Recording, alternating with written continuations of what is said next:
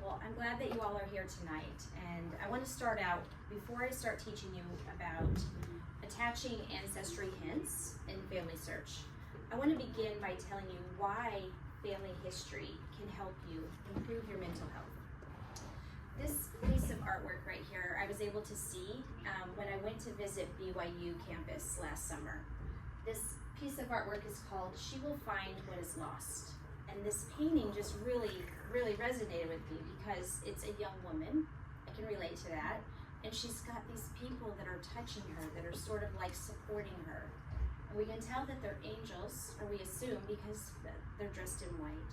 And they're behind her in this work that she's doing. That's what I see when I look at this painting. And this is painted by B. Kershishnik. And he actually went to art school from BYU. But I love this painting because the title of it, "She Will Find What Is Lost," it reminds me of the work that I've been doing with family history. And to start by letting you know how I got into family history, I want to give you a little background. When I was a teenager, about most of your ages, I struggled with anxiety and depression. And this started when my parents divorced, and it was something that was totally out of my control. And that led to an eating disorder that became part of who I was, but I didn't let it, identify who I was. And I tried to find ways to overcome all of that. I managed to push through it, and then as an adult, all of that resurfaced again when one of my daughters was going through a really hard time.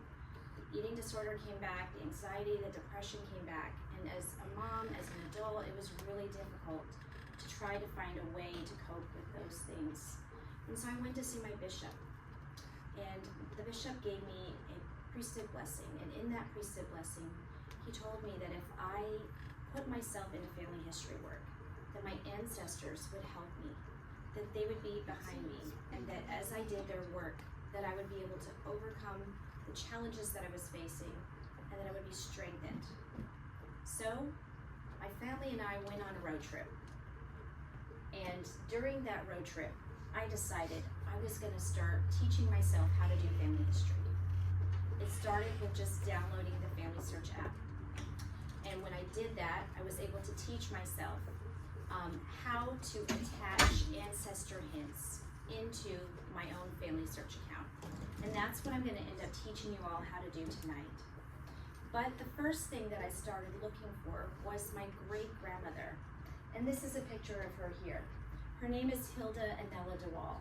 And this is one of the very first data sets that I found of her that linked her to Florida.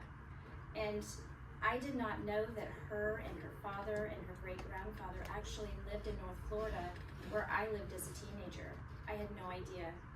And finding that information really helped me to be able to relate to her and to understand a little bit more about my history, which did start to help me overcome some of those things that I was struggling with. Knowing how to attach those things myself, it gave me like a sense of confidence. It gave me something that I could do without other people telling me to do it. I was able to keep track, and there was no score or record to keep on doing the attachments in Family Search. So tonight I want to teach you how to do those things yourself, so that when you want to, you can use Family Search as an alternative to getting onto social media or getting onto TikTok videos. This is why. A BYU study shows that family history can improve your psychological well-being of young adults. Participating in family history research reduces students' anxiety by 20%. It increases self-esteem by 8%. I know that we all need something to help boost our self-esteem. We struggle daily as women, as daughters of God, to try to fight some of those negative thoughts and feelings that come up. Using family history every day, just a little bit each day, can help you to boost that and to lift your self-esteem. So, today we're going to learn how to log into Family Search. If you haven't already got onto it, we're going to talk about how you can do that. And then we're going to learn how to connect yourself to your parents, to your grandparents.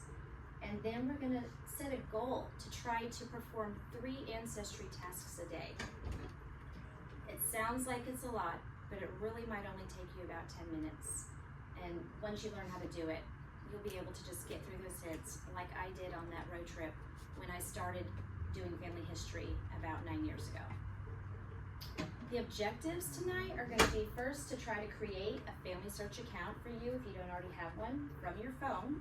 That way you have access to it. You don't have to go to your parents, and you're able to just get into your own account. Then we're going to try to get you to add yourself, your parents, and your grandparents into your own family pedigree. Then I'm going to teach you how to click on hints or tasks that are located right in the app, and how to select a hint and to decide if that hint is a source or a record of one of your ancestors, okay? So the methodology behind the hints is that there's algorithms, and these are generated by records that are in the database that are connected to your pedigree, that have information in them that are connected to the individual that the computer believes is your ancestor, okay? And by doing it 3 times a day, this is going to enhance your efficiency in doing the work, okay? Practice makes perfect. And like I said, on that road trip that I took years ago, just doing it over and over again, I got so quick at it that sometimes I just look at it and I don't even have to really think about what to do next. It just comes natural, like riding a bike. So here's the process. First step, we're going to open a record hint, look at the name of the person on the computer, and then we're going to look at the suggested record that the computer is suggesting belongs to that person. Then we will look for matching information. We'll look at the name, we'll look at the date of birth, what year they were born, and then we'll look at other details that are on the record. The third thing is that we're going to attach it to the person, and then you have to close out and hit done. The computer will ask you sometimes, if you deny a match, why did you say this is not a match? We'll learn about that in just 1 second. So when we log into our phone and we are looking at hints, this is what we're going to look for. We're going to look for this little blue icon that has a head, and then it has a little document right here. You will click on that and it will take you to the document that shows the suggested hint. It's the name of the person that they're suggesting the record belongs to. This is an example of what you'll see where you can determine, is it a match or is it not a match? So one thing that when you're trying to decide whether it's the person or not the person, sometimes the date of birth and the date of birth on the record, they don't match. I like to use a grace period of about 2 to 3 years to allow yourself to say, hey, this is probably that person, because a lot of these documents are not done correctly. Okay, so then over here, we're going to hit attach, and that's how easy it is, okay? And now, when you set up your account, and if you connect yourself, your ancestors, to your pedigree, and you don't have those hints, let's say your family's history hasn't been entered into the community family tree yet, you can still volunteer. BYU does a project that you can log in with just your email, and they will send you every day a text message with 5 hints to do the same thing I just taught you, but it's for people that you're not related to. Or you can log into Family Search and get involved, and there's all kinds of activities that you can do there.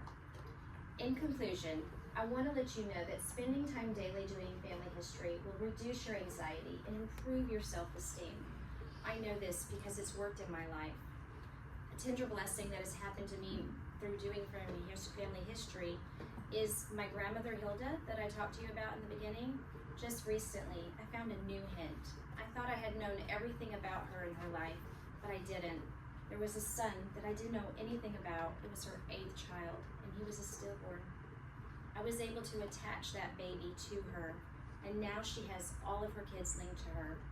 And then I reached out to Family Search, and I asked to get permission to seal that little boy to his parents. And I'm going to be doing that next month in the Fort Lauderdale Temple. But I just want to close and let you know that I know that family history can bless your life, just like it's blessed my life. And it can be something that you can take with you into your adulthood. And thank you for being here today. Thank you.